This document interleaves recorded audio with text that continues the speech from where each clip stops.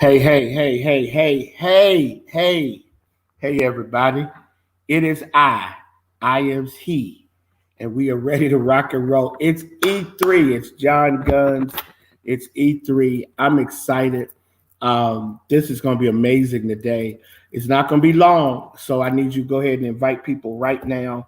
I need you to get your crew invited in, encourage people to jump on right now, right now, right now, right now, right now, right now. So go ahead and just start inviting people because I promise you it's going to be amazing.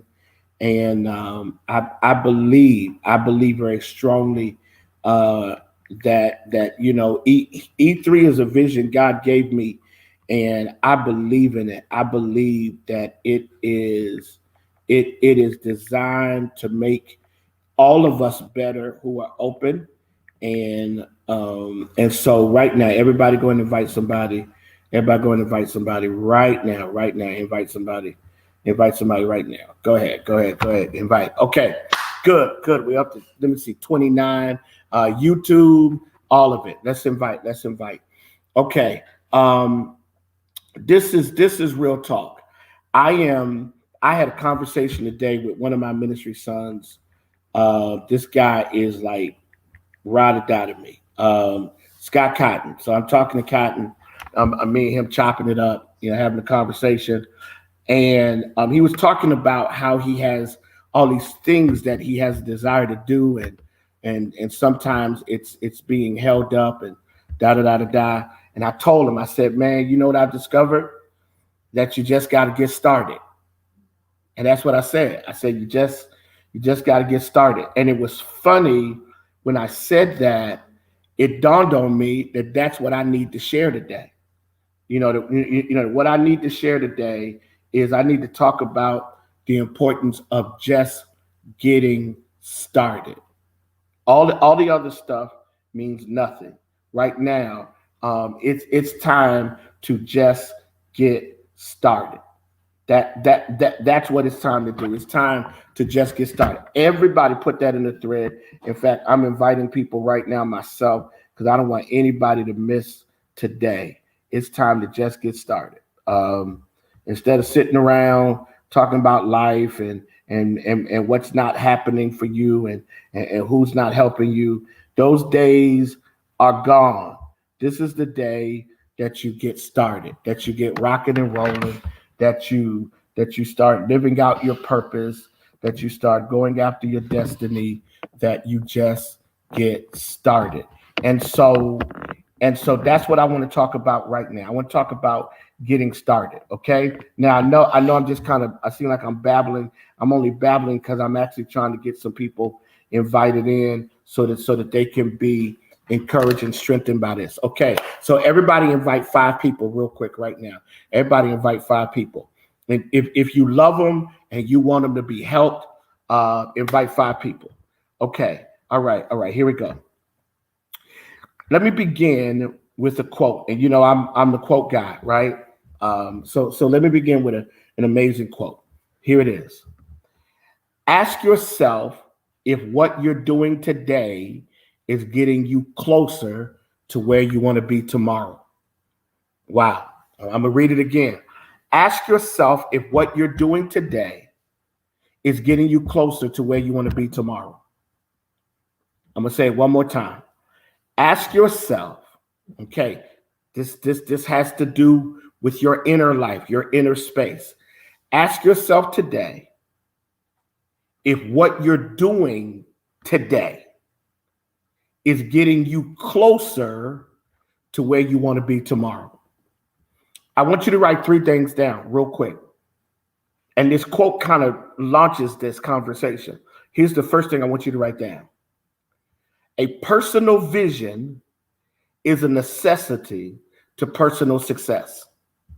That's the first thing I want you to write down. A personal vision is a necessity to personal success. That's the first thing. A personal vision is a necessity to personal success. Second thing I want you to write down is this. A personal vision is the result of courage and confidence. people who write personal visions actually have confidence and courage. It's the courage to believe that it's possible. It's the confidence to embrace that I'm able to accomplish it, right? But here's the third thing I want you to write down. Without a personal vision, there's no motivation to be better. Without a personal vision, there's no motivation to be better. It's like you wake up every day and you complain that that things aren't working out and people aren't helping you and this isn't working, right? You do all this complaining, right? You complain about your life, complain about what's not happening. You complain. But when someone asks you, where do you really want to go? And what do you really want to do? You go, well, I really don't know right now. And I really don't know how it's going to work out and da. And here's what ends up happening. You end up losing any motivation to be better because you don't have a plan. You don't have a plan for where you want your life to go. Every great life is built on some vision. Every successful life is built on a vision. It's a plan that you have to have. And so today what I want to do is I want to talk about getting started. It's time to get started. It's time to stop talking about what you're waiting on and who isn't there to help you and all this kind of stuff. And it's time to get started, because once you get started, you give yourself a chance. So my conversation today with my son, executive pastor J. Scott Cotton, my conversation opened me up because truthfully, I've never been a person who's been afraid to start something. I've never been a person who's been afraid to launch something. I've never been a person who's been afraid to put myself out there. Reality is that it never gets better if you sit around always talking. Watch this. Or you sit around like the man at the pool of Bethesda. This is my Bible reference tonight. And you sit around like the man at the pool of Bethesda saying, nobody's helping me get into the water. No. If you got a book, you got to start it. If you got a dream, you got to start it. If you got ideas, you got to start it. If you got a business concept, you got to start it. If you want a better relationship, you got to start it. At some point, you got to get started. At some point, you got to launch yourself into your vision. You got to launch yourself into your dream. At some point, you got to give it a chance. Failure is not your problem. The fear to start is your problem. And because you're so afraid to fail, you've never given yourself or given God a chance to do something great with you. You got to get started. So right now, everybody invite 4 or 5 people right now. Just invite people. Let me see you invite some people right now. Okay, here we go. So how do you get started? The first thing I want you to put in the chat or in the thread, first thing I want you to put is your inner life must be healthier. Your inner life must be healthier, right? You got to get your inner life together, right? Right? You got to get your inner life together. Here it is. Here's 2 things you got to do as it relates to getting your inner life together. Here's the first thing. Get over mistakes. First of all, a mistake is something that's already been done, right? A mistake is something that's already been done. So since a mistake is something that's already been done, get over mistakes. That's the first thing. Get over mistakes. Get over mistakes. A mistake has already been done. I need everybody right now to put in the thread, my mistakes are behind me, right? Get over mistakes. Now, you may get over the mistake, but you got to also understand that the mistake is a teaching tool. Watch this. Amazing quote. Mistakes have the power to turn something. The mistakes have the power to turn you into something better than you were before. So the first thing you got to do is get over mistakes, right? Get over mistakes. Get over mistakes. And then you got to release yourself from people's tendency to use the mistake to manipulate you. Okay, you got to get over the mistake, and then you got to take away from people the power that they employ to use the mistake to manipulate you, right? And so they remind you of the mistake. Listen, and I'm gonna deal with this a little later on, but you got to be careful you don't allow people to stay relevant in your life by reminding you of your failures. Good God. Wow. Okay, I'm going to try it again. You got to be careful, wow, that you don't let people stay relevant whose only reason for being in your life is to remind you of your mistakes. I need you to get this. Some people are really good at putting up in front of you the mirror, but the problem is the mirror's been painted by what they want to make you reflect upon yourself. And so if you're not careful, you will spend your life, please don't miss this. Oh my God. You will spend your life in constant tension because you're always struggling with the mistakes that have come that actually in this season are not supposed to control you anymore. I really hope that you understand what I'm saying tonight. Because one of the things that I've come to understand in my own journey is how people will take advantage of your mistakes so that they can control you. Again, everybody declare, my mistakes are behind me. So that means you will not let someone stay relevant. And the only thing they do is tell you that you're a failure. The only thing they do is tell you that you're not good at something. The only thing they do is tell you that you're weak. The only thing they do is remind you of all the things you've done. Listen, I've seen people who should go back to their church, right? I've got members who should come back to St. Paul, but they're dealing with something that happened a long time ago, and it's just sitting on them. I know people who won't go back to their high school, won't go back to their reunions, won't go back to the places where they're supposed to find their strength and be celebrated because they got stuff from the past. No, get over that. Get over that. Get over your mistakes. But here's the second thing, and this is all a part of your inner life becoming healthy. Stop making excuses, right? Get over your mistakes and then stop making excuses, right? Wonderful quote. 99% of the failures come from people who have the habit of making excuses. George Washington Carver. 99% of the failures come from people who have the habit of making excuses. Are you an excuse maker? Do you spend your life telling yourself, I can't do it because I don't have this, or I don't have that, or nobody's willing to help me, or this, that, and the other, or no, stop making excuses. George Washington Carver hit it on the head. People who have the habit of making excuses will always find a reason to not start, and then they will become critical of other people. You don't get started until your inner life becomes healthy. And I can teach this every week. I can talk about this inner life stuff every week. Because at some point you are on the verge of something, but if nothing changes internally, if you keep finding a reason to make mistakes. But here's the third thing, inner life. You ready? Third thing, inner life. Stop delaying what you desire. Stop delaying what you desire. And all that's inner life. Stop delaying what you desire. How does someone delay what they desire? Here's how they do it.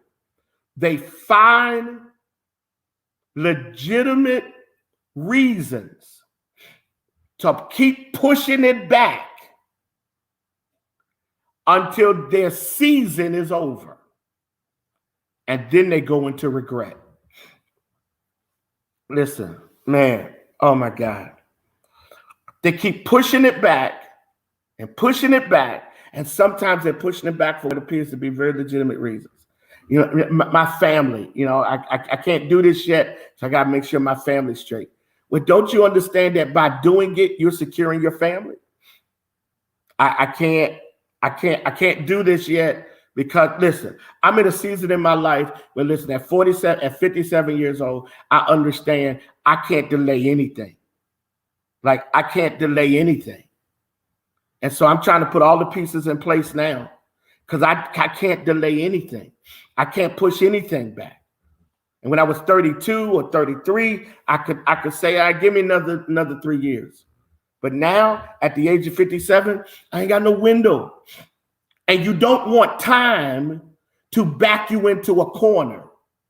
Because now, when time backs you into a corner, you go from urgency to fear. And so at this stage of my life, I can't sit around having conversations about what I want to do with my life. And all of you young adults who are listening to me, don't miss this revelation. Don't sit around having conversations. Go and get started. Your inner life then is huge. Getting your inner life straight is huge. The Bible talks about the fact that old men and old women dream dreams, but young men and young women go after it. Get started. Okay, get over the mistakes, stop making excuses, and stop engaging in delay. So how do you get started? It's easy. You start with the writing of your plan. And I say this all the time, but you start with the writing of your plan. And a couple of things become important in the writing of your plan. Calendar what you want to accomplish. Calendar what you want to accomplish. 6 months from now, I want to do that. When my wife, my wife has gone on a real and incredible health regimen, right? And one of the amazing things she did was that her and I share calendars. Her goals would come up on the calendar, right? Her goals would come up on the calendar. She, next week she's going to be with me. We're going to be talking about her new book. That book was in the calendar. Here's what's crazy. If it's not important enough for you to put in your calendar, it's not important enough for you to invest energy in. If it's not important enough for you to put in your calendar, it's not important enough for you to invest energy in. When you are truly committed to it, you want to know what happens? You write it down, right? So how do you write this plan? You calendar it. But here's some other things. Identify your achievements in the past as motivation for your desire to accomplish this. Identify your achievements in the past, right? Identify your achievements in the past. What have you already accomplished? What have you already achieved? Now, some of you may go, I don't have much. Nah, you've achieved something. If you did nothing but get up today and put on your clothes, that's an achievement. Identify achievements, right? Identify achievements in your past and build out a framework for confidence. That's what the achievements are. And then secondly, note down the values and the principles you want to cultivate out of your dream. Note down the values and the principles. What are the values of your life? For me, my values are humility and integrity and accountability. And so any dream I'm building out, I'm going to build it out based upon my desire to be a person of humility, integrity, and accountability. Note your values. Your values will super glue you to your desire to achieve. What is it that you value? Right? But what are the principles of your life? Well, one of my principles is sowing. So I know anything I try to achieve, it's got to do with generosity. So I'm going to sow my time. I'm going to sow, like right now, I'm not getting any money for doing this. I'm not asking for any. I'm sowing my time into helping those who get on. Some of you sowed in the E3 early on, to help me. And I still got all that stuff about to be launched. But the thing that was so incredible was that sowing is one of the principles of my life. What are your principles? What are your values? As you get ready to write your vision, your plan for your life, write that down. Here's the third thing. Write down the difference you want to make in the life of your family, in the life of your community, in the life of your world. Write down. Notice, we haven't gotten to, I want to accomplish this. No. We're building out the framework by which we write the plan. So what difference do you want to make? Because if there's no difference to be made, then there's no reason to write the plan. Now, the difference may be, I want my family to be totally out of debt when I do this. When I do this, I want my family to be out of debt. So now you have a difference you're trying to make.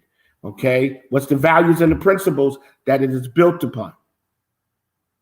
Okay? Here it is.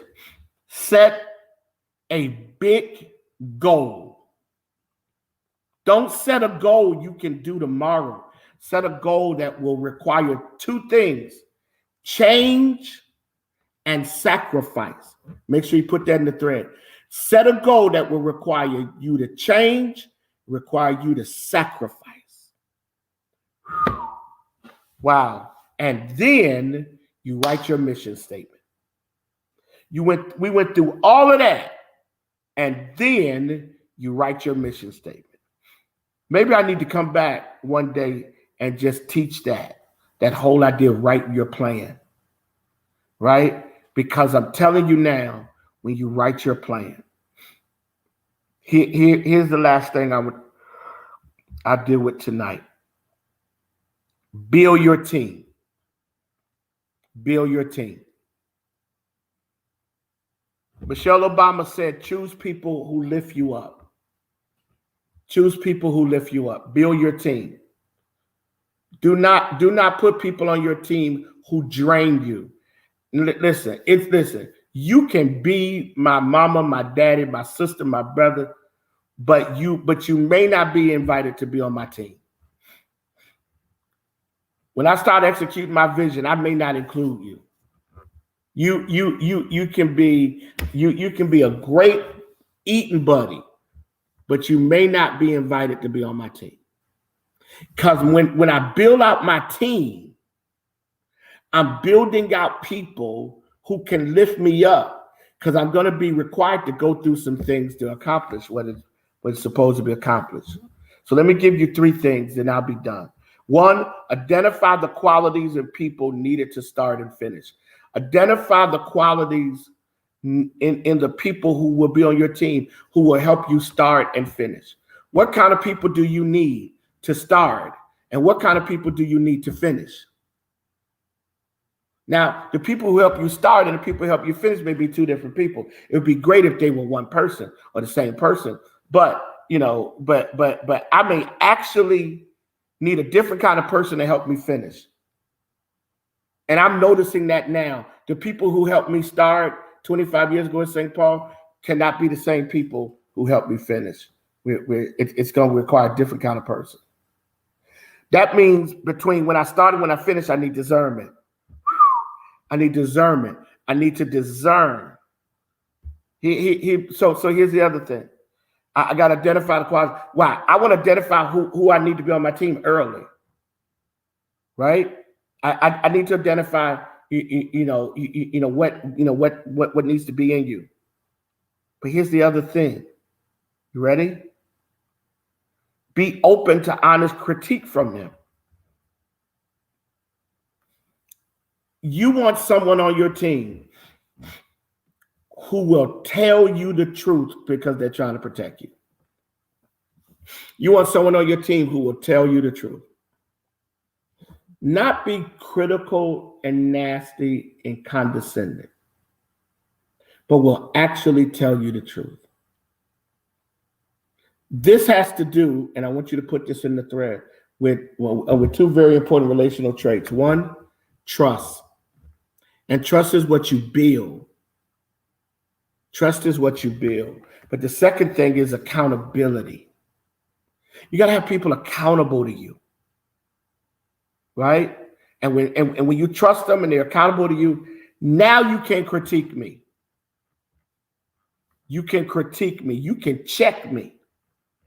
Because I know you got my back. I know I can depend on you. But here's the final thing, then I'm done. We'll be back next week with Pastor G. Keep them engaged in your process. Don't filter people out because you don't like the way you don't like what they've said. No, keep them engaged in your process. Because they're going to be important to you succeeding and doing what you need to do.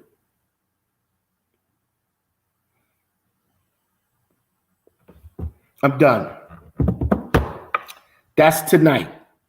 Get started. Stop sitting around waiting. Or if you've already started, amp up your plan and trust your process. If you've already started, amp up your plan and trust your process. Because what's going to happen is that when people see that you've started, it's going to blow you away. All right? Listen, I love and trust you guys. Thank you all for joining E3. Next week, Pastor G is coming on with me. We're going to talk about her book, her new book that's coming out. It's going to be amazing. I'll let her kind of help you.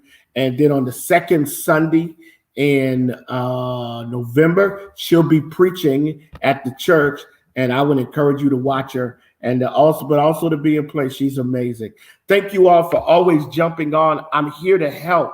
That's why I do this, man. I'm here to help. I'm here to push you. I'm here to show you that it's possible. And so stay encouraged. I close with this. I asked my middle daughter, who is one of my sheroes. Deja is a shero of mine. I love her energy. I love her life. I love who she's trying to become, and I love who she's going to become. She's amazing. And I asked her, I said, how do you get started? And my baby said, you got to have passion for it. And I close with that. If you don't have passion for your own dream, you won't accomplish anything. Those of you who are Virginia Union alum, or you just want to be a part of the Ellison Jones Convocation, go right now and register. There you go. Register. It's my first major event as dean. I need y'all to pray for me. I need y'all to cover me in prayer. It's major. It's going to be huge. And I need you all to cover me in prayer. Thank you so much. Everybody, remember you need passion and a plan and a healthy inner life. And that'll help you get to your goal. Be blessed, everybody. We will see you next week with Pastor G. Take care.